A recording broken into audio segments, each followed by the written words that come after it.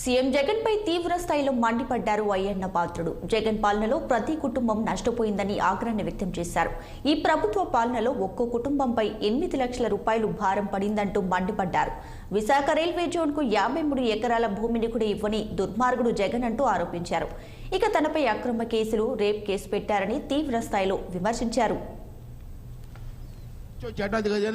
మీ అందరికీ నాతో పరిచయం ఉంది. 40 సంవత్సరాలు బట్టి 40 సంవత్సరాలు బట్టి మీ సేవ చేసుకుంటున్నాం. వేదికన్న తెలుగుదేశం అందరూ కూడా మిమ్మల్ని ఒక విషయం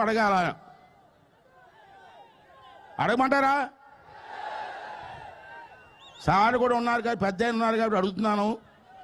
అనకాపల్లి ఎంపీ సీట్ గురించి అందరితో పాటు మా అబ్బాయి కూడా అప్లికేషన్ పెట్టుకున్నారు సార్. మీకు పెట్టుకున్నారు సార్. సార్ దగ్గర అప్లికేషన్ ఉంది, దాన్ని పరిశీలిస్తున్నారు. పరిశీలనలో అమ్మవారి దయ వల్ల, మన మాడుగుల అమ్మవారి దయ వల్ల కానీ సీట్ వస్తే నన్ను ఎలాగ ఆదరించారో మా అబ్బాయిని కూడా మీరు అందరూ కూడా ఆదరించమని చెప్పి ఈ సందర్భంలో మీ అందరినీ కోరుకుంటూ మీద సెలవు తీసుకుంటున్నాను. థ్యాంక్ యూ వెరీ మచ్ అండి. నేను మంచో చెడ్డది కదని మీ అందరికీ